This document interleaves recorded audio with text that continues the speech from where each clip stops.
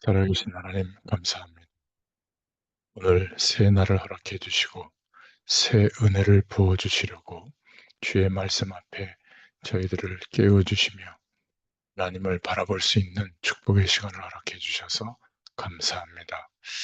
하나님께서 성막을 중심으로 하나님을 바라보도록 인도하신 이스라엘 백성들처럼 저희들의 모든 삶에 주님을 바라볼 수밖에 없도록 세밀하게 간섭하시고 인도하셔서 하나님 나라 배경 속에 지금도 성령으로 함께 하시며 인도하시고 역사하시는 그 축복이 우리에게 사실이 되도록 오늘도 충만한 은혜 가운데 역사해 주실 줄 믿습니다.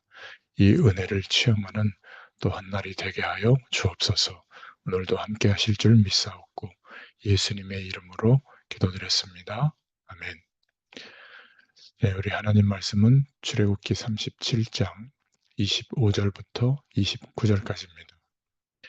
그가 또 조각목으로 분향할 제단을 만들었으니 길이는 한 규빗이요 너비도 한 규빗이라 네모가 반듯하고 높이는 두 규빗이며 그 뿔들이 제단과 연결되었으며 제단 상면과 전후 좌우면과 그 뿔을 순금으로 싸고 주위에 금테를 둘렀고 그 테 아래 양쪽에 금고리 둘을 만들었으되 곧 그 양쪽에 만들어 제단을 매는 채를 꿰게 하였으며 조각목으로 그 채를 만들어 금으로 쌌으며 거룩한 관유와 향품으로 정결한 향을 만들었으되 향을 만드는 법대로 하였더라. 아멘. 분향할 제단을 만들어라. 라는 제목입니다. 하나님이 광야에 40년을 묶어놓고 똑같은 것을 반복하시는 이유가 있죠. 하나님이 인간을 어떻게 그렇게 잘 아시는지 40년을 이스라엘 백성들을 묶어놨습니다. 광야 백성이 된 거죠. 광야 백성, 자꾸만 과거로 돌아가려고 합니다. 과거를 떨쳐내지 못합니다. 애굽적으로 마음과 중심이 가 있는 것이죠. 하나님께서 이것을 떨쳐내고 계시는 겁니다. 왜 자꾸 가난한데 성막을 만들려고 합니까? 빨리 가나안 땅 데리고 들어가시면 되지. 무엇 때문에 광야에서 스톱시켜 놓고 있는가? 그런 생각이 들잖아요. 근데 우리가 모를 뿐입니다. 하나님께서는 다 준비해 놓으셨습니다. 우리가 모르고 불신앙에 빠지고 스스로 이탈하는 것이죠. 하나님의 백성인데 약속을 믿고 기도만 하면 되는데 기도가 안 되어지니까 응답이 없고 힘도 없는 겁니다. 그래서 하나님이 광야에다가 묶어두고 중요한 메시지를 주고 있는 것이죠. 그래서 오늘 분향할 제단을 만들어라. 25절에 보면 이런 단어가 나오죠. 그 뿔들이 제단과 연결되었으며 이런 말이 나옵니다. 오늘 첫 번째로 생각할 것은 이 뿔, 25절의 이 뿔은 구원의 뿔을 의미합니다. 레위기 9장 9절에 보면 양의 피를 그 뿔에 바른다. 이런 표현이 나오는데 살인, 큰 죄를 지었을 때 성전으로 달려가서 제단 뿔을 잡으면 살려준다는 말씀이에요. 구약에는 굉장히 중요한 제도죠. 열왕기상 1장, 2장에 보면 나옵니다. 이 말이 무슨 말이죠?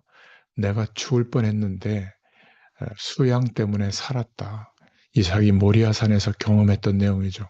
죽을 뻔했는데 구원의 뿔을 잡고 살았다. 구원과 복음을 얘기하는 겁니다. 내가 죽을 뻔했는데 하나님이 살려주셨다. 하나님이 그것을 막아주셨다. 그런 축복을 느끼도록 광야에서 수도를 시켜놓고 경험하게 하는 것이죠. 반드시 우리에게는 재앙이 덮치는데 그래서 그리스도를 보내셨구나. 알면 이기는 겁니다. 제단을 만들고 거기에 뿔을 달아라. 이 사실을 알면 과거에서 완전히 벗어나게 됩니다. 이때부터 기도가 되어지죠. 복음 누리는 기도가 뭔지 알게 됩니다. 그리스도께서 내가 받아야 될 저주를 끝내버렸다. 이것이 그때 사건이 아니라 지금 우리의 이야기입니다. 이때부터 광야에 주신 축복이 보이기 시작하죠. 세절기, 성막, 언약궤 이런 응답이 보이기 시작합니다. 이때부터는 고단한 삶이 아니라 증인으로 바뀌게 되죠. 그 대표적 인물이 여호수아와 갈렙입니다.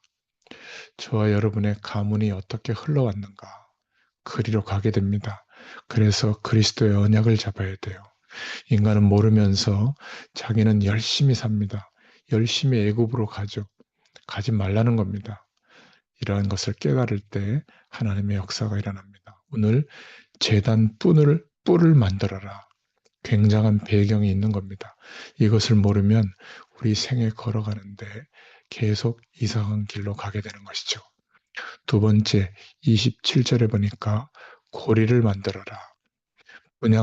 번제에 분향할 제단을 만들 때 27절에 고리를 만들어라. 이동할 손잡이를 만들라는 것이죠.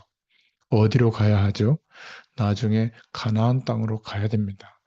우리는 은혜를 받고 받은 은혜를 현장으로 가지고 갈 줄을 모르는데 고리, 이동할 손잡이를 만들라 말씀하고 있죠.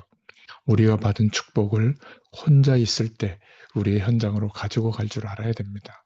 이 축복을 현장 속으로 가지고 갈 줄 알아야 돼요. 이 축복을 일할 때 가지고 갈 수 있어야 됩니다. 이 속에 굉장한 하나님의 역사가 들어있는 것이죠. 이게 기도입니다. 거기에 모든 축복이 다 들어있습니다. 세 번째로 분향할 단을 만들 때 29절에 거룩한 간유와 향품으로 정결한 향을 만들었을 때 향을 만드는 법대로 하였더라. 향이 무엇이죠? 기도할 때 이런 영적인 부분을 알면 굉장한 축복을 누리게 됩니다. 고린도서 2장 15절에 보니까 예수 그리스도는 믿는 자에게나 불신자에게나 향이다.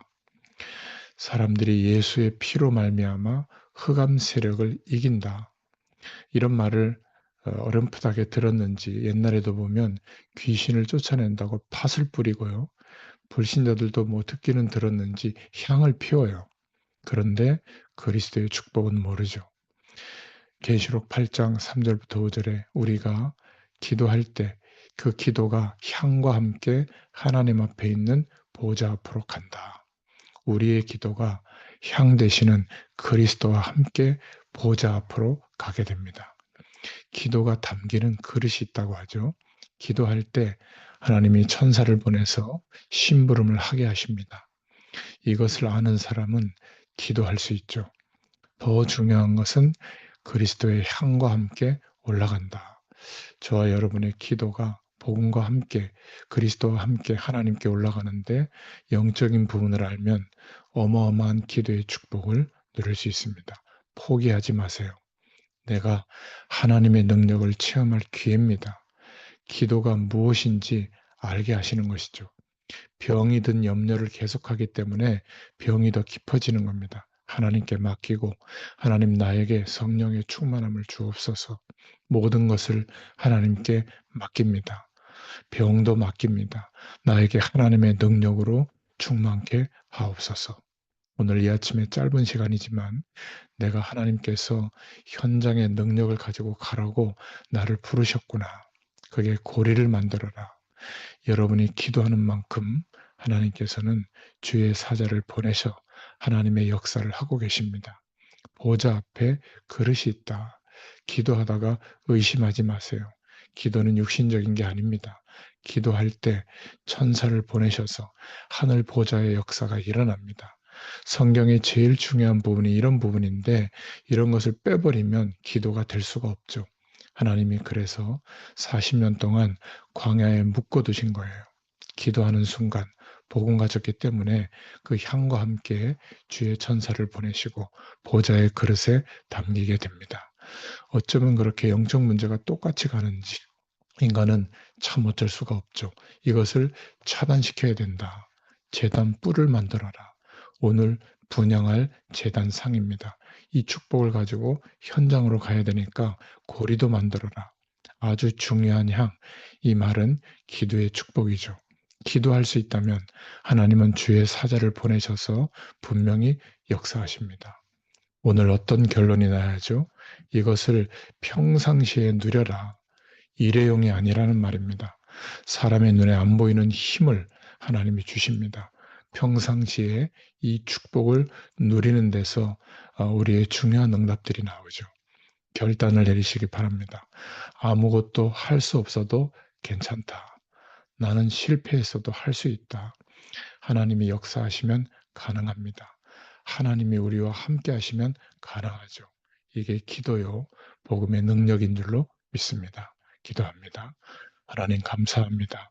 오늘 말씀처럼 구원의 뿔, 이 축복을 누리게 하시고 우리가 받은 축복을 현장으로 옮길 수 있는 고리를 만들게 하시고 또 향과 함께 주님이 받으시는 기도의 축복을 누릴 수 있도록 오늘 이 아침에도 역사하여 주옵소서. 예수님의 이름으로 감사하며 기도드렸습니다. 아멘. 네, 계속 기도하겠습니다.